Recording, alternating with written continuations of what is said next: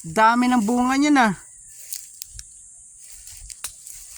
Ito po yung kamyas dito sa aming farm ni Mrs.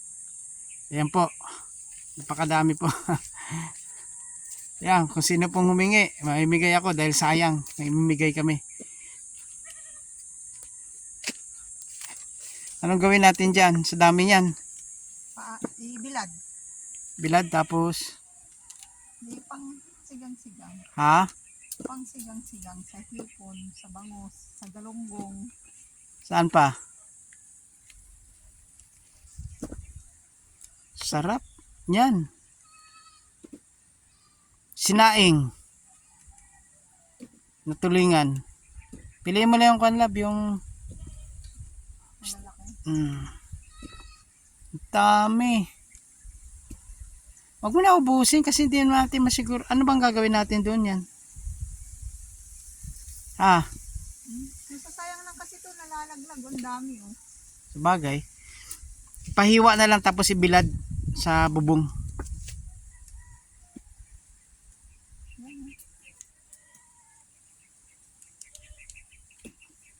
Di ba minamatamis din yan?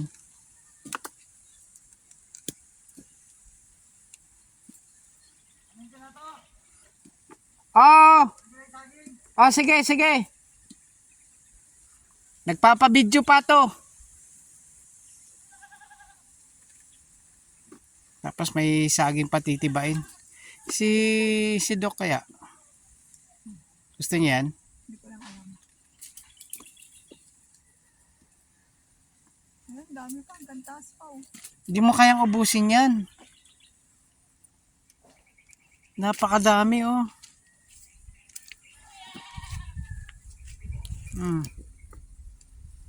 Yun pa sa itaas oh.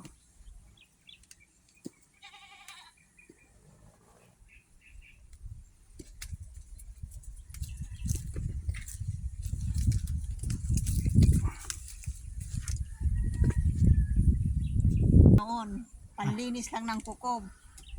Saan? Sa kuko. Ano kuko? Ito, panlinis ng kuko. Paano ang gagawin?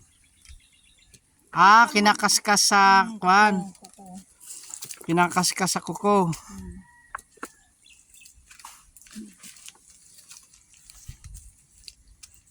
Dami.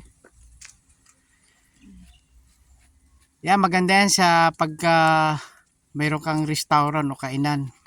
Magpaasim ka, natural na natural yung asim. Diba? Okay na. Marami naman siya atin. Balik na lang tayo. Pagkakuan, be? Tingin. Dami na nakuha mo. Anong gagawin natin dyan?